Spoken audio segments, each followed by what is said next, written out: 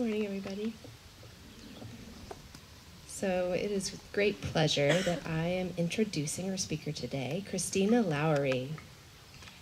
Christina is the CEO of Girls Rising, a nonprofit that works to make sure girls all around the world get to go to school, stay in school, and have the skills and support to lead a life of their own choosing. 2 short summers ago, Christina came to camp for the first time and showed us the beautiful and inspiring film of stories that Girls Rising created. It's about 7 girls from around the world and their journey to education and empowerment as leaders. In her work with Girls Rising, Christina is helping teachers, students, and parents better identify the issues and understand the role each plays in upholding and dismantling gender stereotypes and how each can take action in their community. Now as CEO, Christina is responsible for the strategy and execution of Girls Rising's expanding work around the globe, including the production of new media, implementation on the ground of educational programs, and ongoing engagement with public and private partners, foundations, media partners, educators, and grassroots supporters. Under her leadership, Girls Rising has expanded its work to India, Nigeria, the Democratic Republic of Congo, Guatemala, and Pakistan.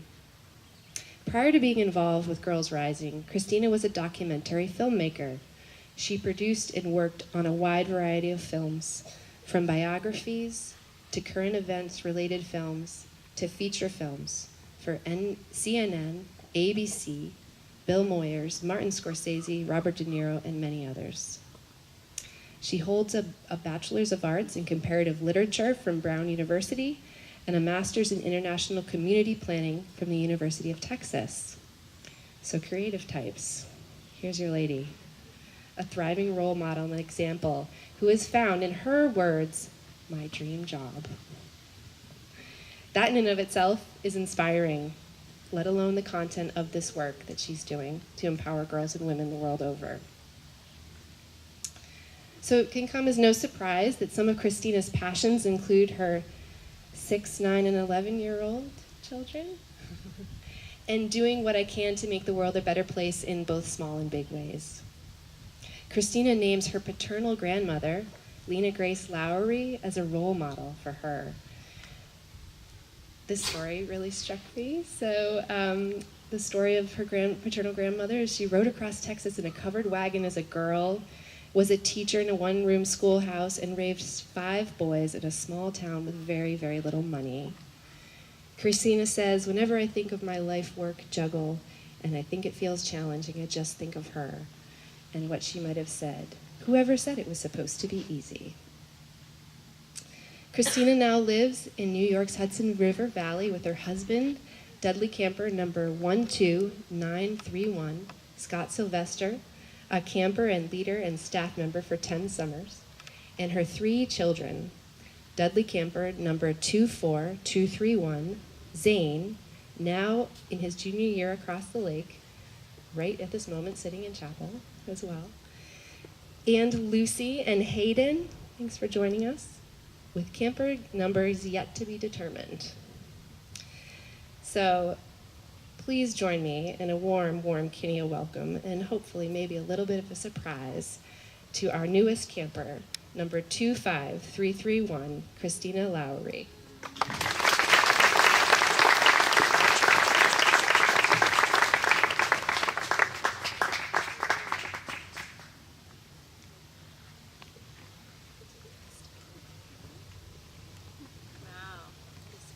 Quite an honor. Thank you.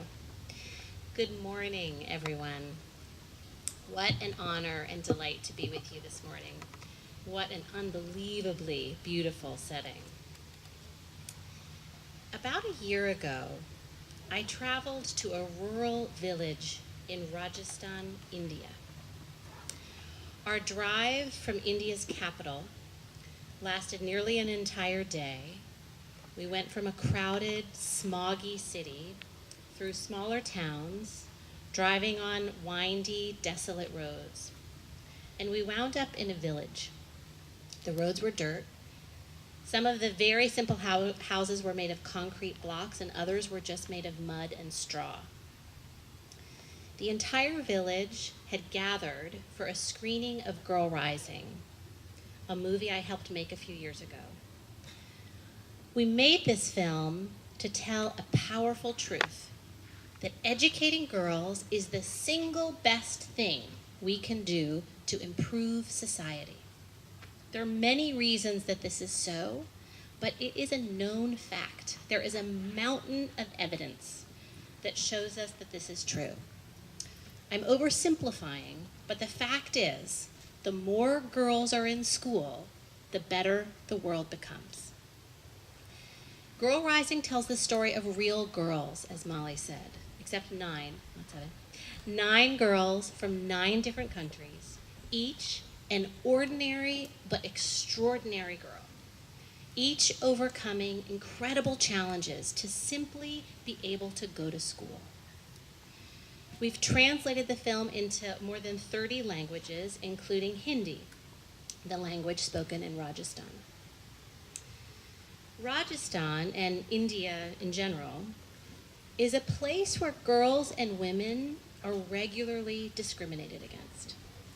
They face barriers that boys do not. Many girls there cannot even go to school. Imagine that. How many of you have brothers, by the way? So imagine being at home in the morning and watching your brothers go to school while you stay home. It's a sobering thought. When one travels, you get to look at life with different lens. You look at the world differently, and you look at the people in it differently, and you look at yourself differently. It's one of the reasons I love to travel so much.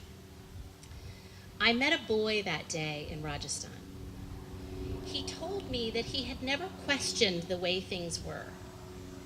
But after he saw the stories in our film, he saw that it was unfair that girls had to face many more challenges than boys did. He decided with his friends to form a club in which boys would take a pledge to share the housework with their sisters. He made badges for the club for the members to wear. So it became a mark of pride in that village that a boy was supporting his sister. Because you see, in many parts of the world, not just in India, even when girls get to go to school, they bear the brunt of all of the household chores. So they have to get up at 4 a.m. and build a fire and make breakfast. They often have to get their siblings ready for the day. They may have to fetch water, and in the afternoon the same. They have to sweep, do laundry, clean, prepare meals. There's very little time to study or do their schoolwork. And the boys do not. So this was a radical thing this boy did. I met a teacher. He told me that after watching the stories of the girls in our film and discussing them with his fellow teachers, that he realized he was part of the problem. He had been reinforcing the unfairness of how girls versus boys were treated in his society by how he treated girls and boys in his classroom, always making the girls wash the lunch dishes, for example. And he vowed to treat his students, boys and girls, more equally. I met a girl, and she told me she had learned to use her voice.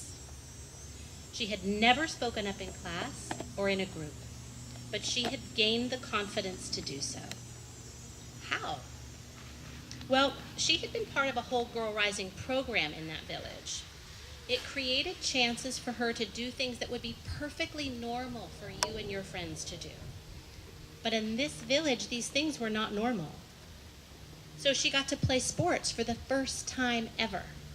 She jumped rope for the first time ever. She met regularly with a group of her peers and talked about what they wanted to be and do in their lives. And they talked about the challenges and how to overcome them.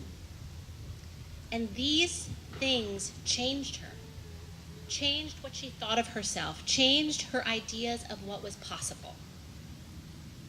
And I learned something from each of these 3 people. And I want to share those lessons with you. The boy and the other boys that I met taught me that there is power in doing things together. Band together with your friends. Decide what you care about and commit to taking action together.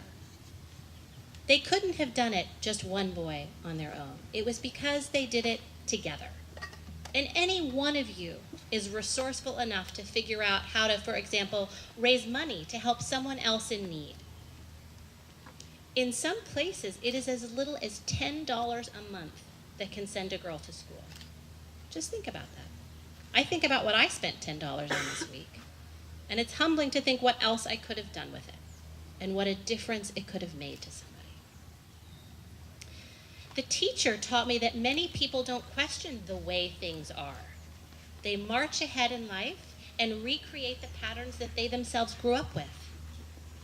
So don't be afraid to question existing patterns and challenge those you think are wrong.